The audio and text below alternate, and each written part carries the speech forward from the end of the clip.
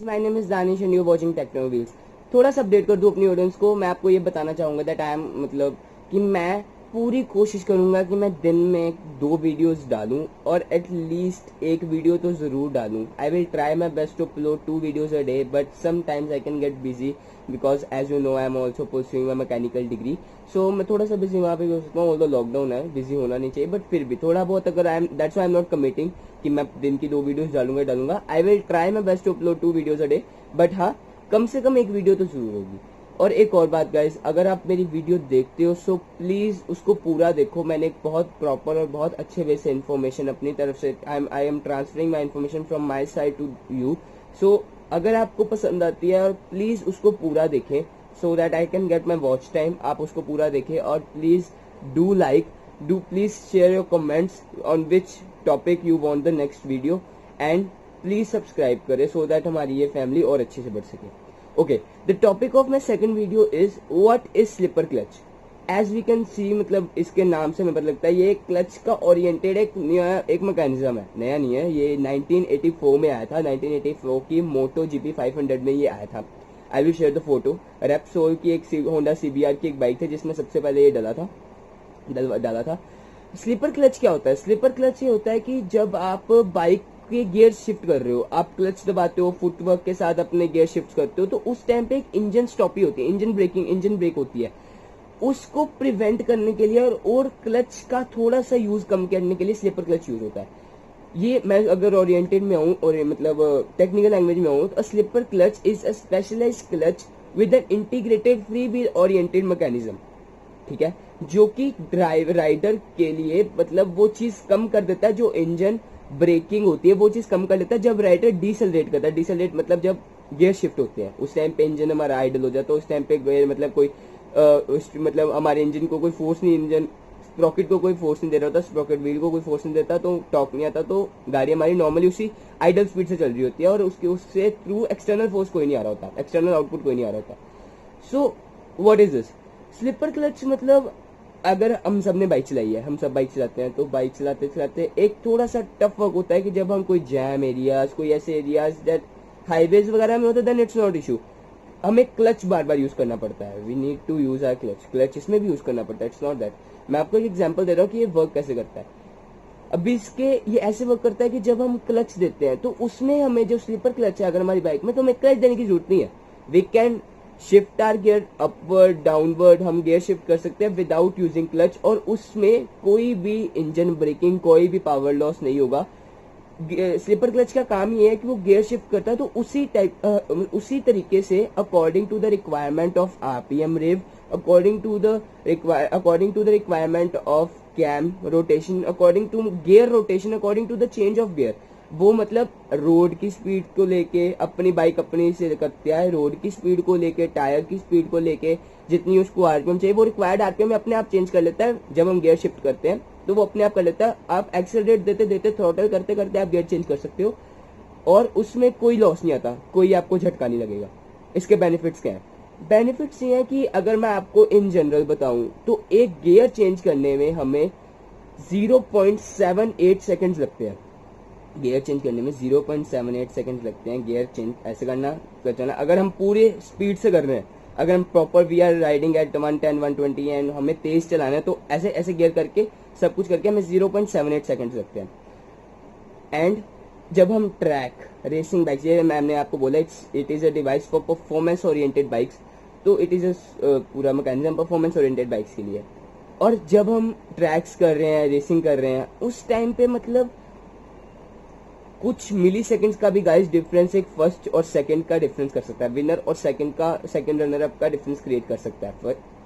सो क्या हम क्या कर सकते हैं? तो स्लीपर क्लच एक ऐसी चीज है कि हमें विदाउट एनी क्लच हम थ्रोटल देते देते वो गाड़ी और गियर जितना उस गियर की कैपेबिलिटी, जैसे सेकंड गियर, जैसे मैं अपना मतलब एग्जांपल देता हूँ कि जैसे हमारी वो गाड़ी है जैसे 650 RR, Kawasaki Ninja 650R, 600R, ZX 6R, Kawasaki Ninja ZX 6R है, वो जाती है फर्स्ट गियर पे 122 किलोमीटर पर आवर, और फर्स्ट गियर के बाद वो 120, क्योंकि उसका RPM पूरा रेव हो चुका है, वो पूरी RPM पे चल रही है, 8-9,000 RPM तक उसकी लिमिट है, उसके आगे नहीं हो जाती है, मतलब बहुत बुरा, बहुत वाइब्रेशन होने पड़ते हैं उसमें।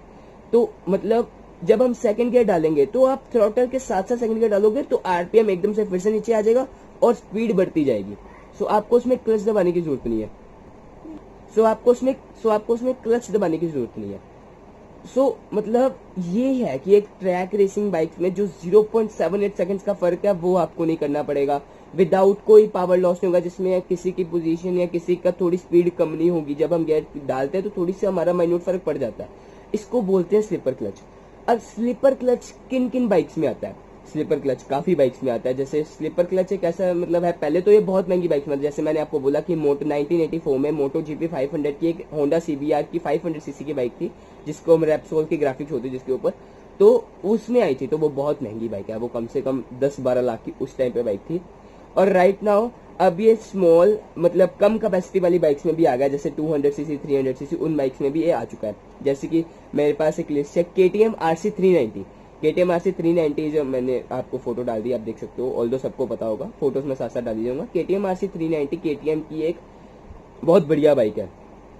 TVS Apache RR 310 जो लास्ट 2019 में लॉन्च हुई है। अब तो इसका 2020 का काफी सारा मतलब इनमें चेंजेस कर दिए उन्होंने, काफी चीजें इसमें करी है उन्होंने। मतलब इसमें टोटल TFT डिस्प्ले आ गई, पहले इसमें TFT डिस्प्ले नहीं थी।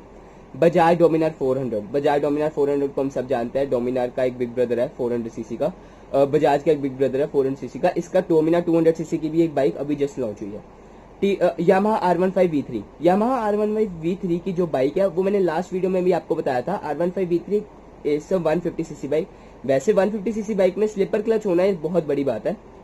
R15 V3 मैंने आपको लास्ट वीडियो में भी प्रेफरेबल की थी, बिकॉज वो बाइक ऐसी है, वो उसका एक ग्रैंड पेरेंट है Yamaha R1। R1 is a most powerful bike of Yamaha, 1000 CC leader class bike है, उसमें भी स्लीपर क्लच है, नॉर्मल सी बात है वो, और काफी अच्छे से है। इसके बारे में मैं आगे आऊंगा।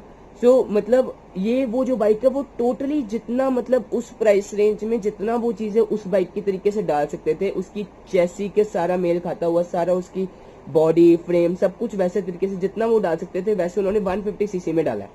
ठीक है। और जैसे मैंने आपको लास्ट BBA टेक्नोलॉजी के बारे में बात की थी, अगर वो देखना चाहे तो आप लास्ट वीडियो देख सकते हैं। और एक बाइक है TVS Apache RTR 164V। अब वो बाइक काफी पुरानी है, ये 3-4 साल पहले पुरानी थी, बट हाँ इसमें भी स्लीपर क्लच है। अब आप बोलोगे इसके तो बहुत एडवांटेजेस है, हर बाइक में स्लीपर क्लच होना चाहिए, इसके कुछ डीमेरिट्स भी हैं। स्लीपर क्लच एक ऐसी चीज है जो आपके इंजन की लाइफ को कम कर सकता है। हाउ? वो कैसे कम कर सकता है? मतलब अगर स्लीपर क्लच इंजन में अच्छे से इंस्टॉल्ड नहीं है तो वो गियर में वेयर टेयर बहुत ला सकता है। Without any clutch engine idle condition में नहीं आता। गियर चेंज करने में थोड़ा सा टाइम क्यों लगता है कि engine with respect to time, with respect to speed gear change करता है और उस पर इतना फोर्स नहीं लगता। वो मतलब वो न्यूट्रलाइज कर देता है क्लच एक टाइम पे इंजन को, और उसमें फोर्स नहीं लगता। बट जब हम क्लच नहीं दबाते, वो इंजन वर्किंग कंडीशन में गियर चेंज करता है, उसमें अगर वो अच्छे से इंस्टॉल्ड नहीं है तो वो अच्छे कंडीशन से वर्क नहीं करेगा और आपकी इंजन की लाइफ और वेयर टेयर बहुत ज्यादा हो सकता है। इंजन की लाइफ कम हो सकती है उसके ज्यादा वेयर टेयर से। अब इसका दूसरा भाई भी है, स्लीपर क्लच का दूसरा भाई भी है, वो है ऑटो ब्लिपर। ऑटो ब्लिपर क्या है? स्लीपर क्लच का हमें पता लग गया। ऑटो ब्लिपर एक ऐसी चीज है, जैसे स्लीपर क्लच में मैंने बोला कि उसका गियर शिफ्ट अपवर्ड करने के लिए आपको मतलब क्लच दबाने की जरूरत नहीं है। इसमें है कि आपको शिफ्ट डाउनवर्ड करने के लिए क्लच दबाने की जरूरत नहीं है।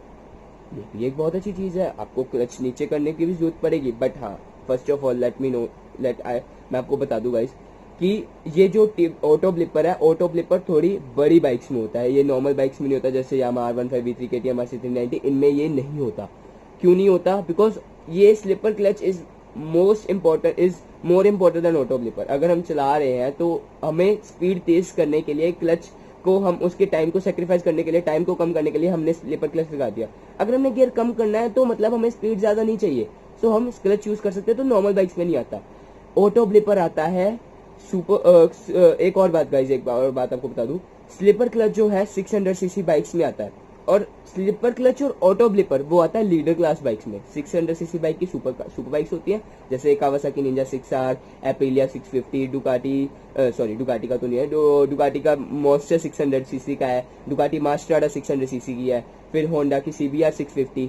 मतलब ऐसी जो सुपर बाइक्स है उसमें स्लीपर क्लच होता है।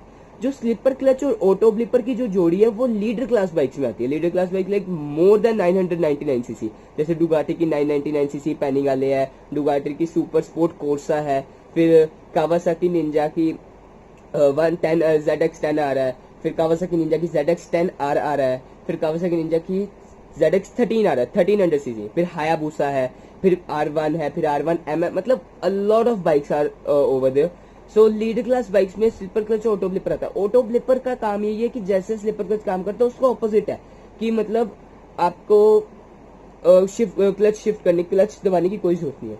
अब इन चीजों के बेनिफिट्स क्या है? इन चीजों के बेनिफिट्स ये हैं कि क्लच के सिस्टम को छोड़ के, जैसे मैंने आपको बताया 0.78 सेकंड लगते हैं क्लच को, एक तो उसका टाइम फ्रीक्वेंसी को, एक तो उसके टाइम कम करने के लिए, फिर टाइम कम करना, और दूसरी बात सबसे मेन इंपॉर्टेंट, एक rider whenever a rider is riding above 150-160 kilometre per hour, so many things are going around him, are working around him.